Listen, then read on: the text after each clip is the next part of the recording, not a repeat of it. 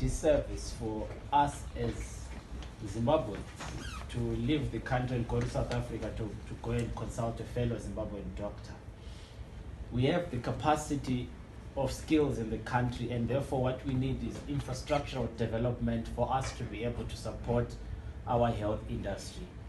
We, as AFOs, honorable members, we are willing and we are ready to support the health sector in terms of ensuring that all services that can be done in the country are done and funded in the country, and we don't have to be sending money outside the country.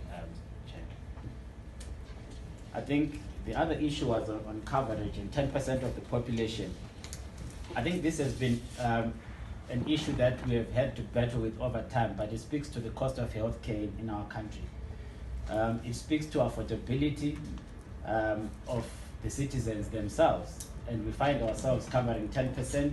We have introduced informal products across the societies that are as low as $3, as low as $6, as my chairman has also highlighted, but it is the ability of the members to continue paying for this over time. I think the other issue was on coverage and 10% of the population. I think this has been an issue that we have had to battle with over time, but it speaks to the cost of healthcare in our country. It speaks to affordability of the citizens themselves, and we find ourselves covering 10%.